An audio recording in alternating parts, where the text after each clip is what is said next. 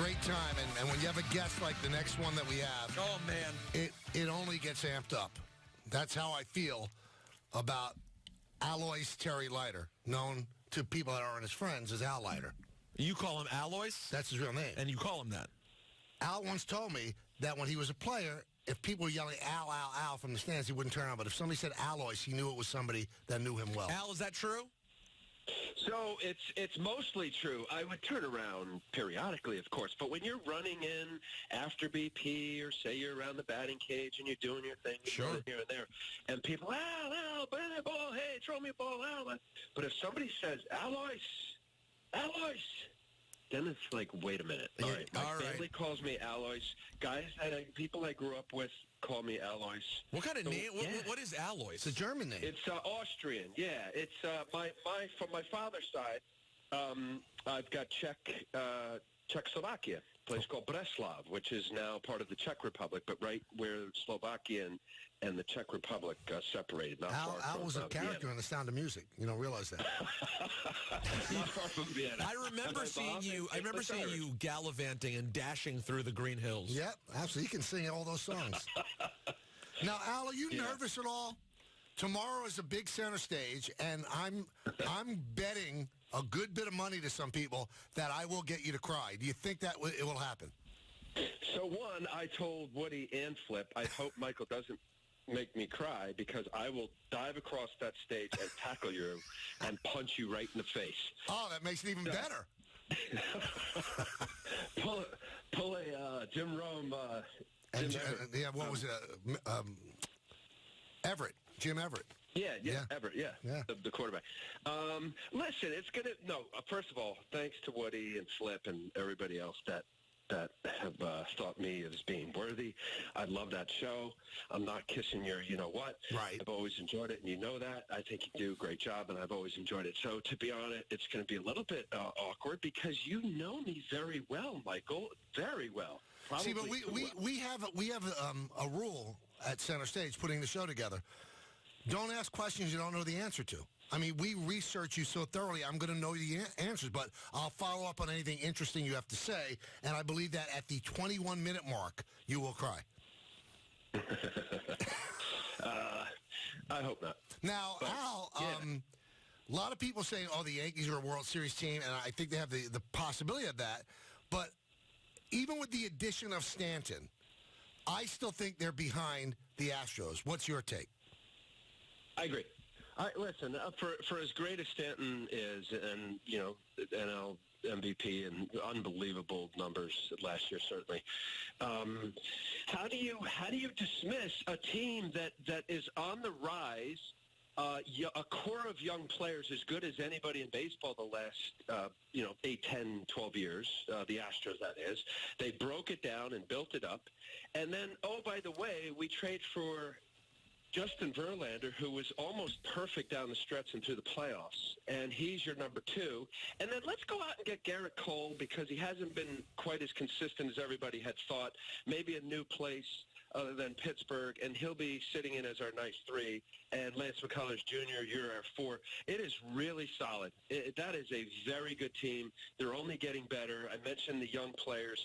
Yuri Gurriel goes down with a hand injury surgery, and you look at their lineup, and as good as Gurriel was in the postseason, particularly the World Series, he batted 7th. I mean, it's a very deep lineup, Michael, and I think the Yankees, I would say, if I had to pick roster, that they would be 2 to the Astros. And I think the Yankees have an advantage over the Astros when it comes to the bullpen. The bullpen of the Astros really faltered in the postseason, but I thought that Hinch maneuvered with starters and things like that, because starters closed their biggest games. That is true. I mean, you look at Peacock and what Charlie Morton did, listen, the postseason is a whole different animal, right?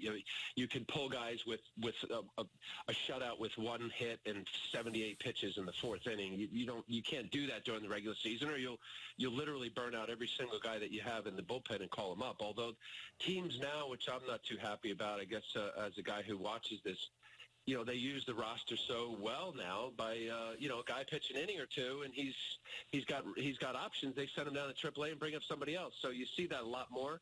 These pitching staffs now are truly 15 to 22, 23 deep because of So I'm with you. Listen, Ken Giles was not great. Davinsky's got a funky delivery, and he's more than solid. Will Harris, but it is not even close to what the New York Yankees put out there. Now, I don't know if you're of the opinion that I think the Mets are a really good team, and I think that they're going to take one of the wild cards. I don't know if they're good enough to overtake the Nationals, but it all comes down to the health of their pitchers, and you've seen what they've gone through. What's the likelihood that the majority of their pitchers give them 30 starts? When you say majority, top 3, top 4, 2, what are you looking at? Let's say 4 of the 5. This is my problem, and it's good for baseball for the Mets and these young guys to be stellar. I love what they bring; they're phenomenal stuff-wise. But what scares me is that what we've seen with these guys. Not Syndergaard, not DeGrom. I know Syndergaard had his issue last year. DeGrom is being the healthy guy. Yes, the back. I heard the segment before that. I guess Dave Eiland saying he's going to be fine. But Steven Matz, like at some point. You got to put in the innings. At some point, Matt Harvey, I cross my fingers. I like Matt so much. I want him to be that number 1 stud out of UNC and what we saw a couple years ago because it's good for baseball. And that's certainly the Mets fans. Forget about it. So a part of me says, gosh, I hope so, but I just can't totally – take it in. I can't. And Zach Wheeler, we know he's been hurt. I mean, beyond DeGrom last year, there was only one guy with more than 120 innings. And it was Montero. So, you can't win that way. You can't. How do you think Vargas plays in the National League?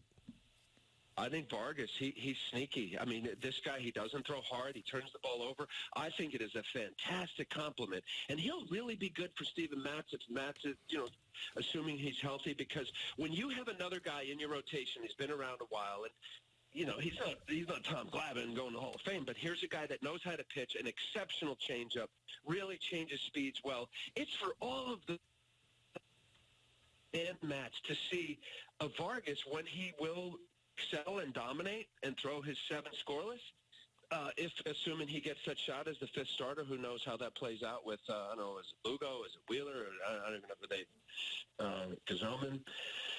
It would be good. I always thought it was good for guys with plus stuff that tried to throw it through a brick wall every pitch, and then your next starter next day is a guy like Jason Vargas, and he's not breaking 88, and he's throwing 6 scoreless. How do you think Wheeler would translate to the bullpen? Because his innings, Al, would dictate that he can't spend the entire year in the rotation. They can't do that to him. How do you think he plays out of the bullpen?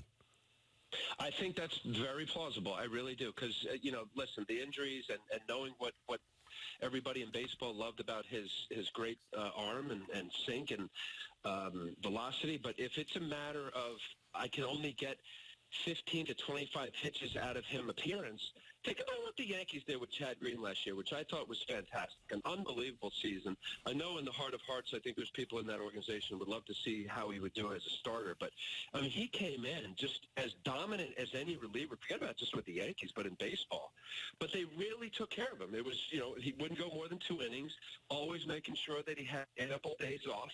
And you can do that when you have the depth of the Yankees. So I can almost see that, Michael, with potentially if Zach Wheeler, is healthy and he shows plus big league stuff and deserving, put him in the pen and treat him early on as a guy like the Yankees did with Chad Green. You pitch in a inning or 2, he's got to have a couple days off, and you got to have other guys around him that can pick up the slack. Now, final thing, Al, Ryan Hurley, our program director, said, can you please ask Al if he could bring my Wiffle Up T-shirt to center stage tomorrow?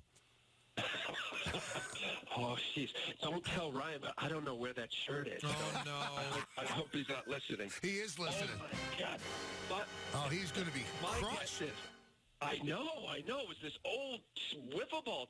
My guess is, tell Ryan, it's probably at my place down at the beach. I probably brought it back there and folded up nicely, and it's in it's there. So the bet is that he never sees it in his lifetime. Yeah, take that side of the bet. We will see you at center stage tomorrow. I'm looking forward to it. Yeah, me too, Michael. Thanks, Al. All right, Peter. Later, bud.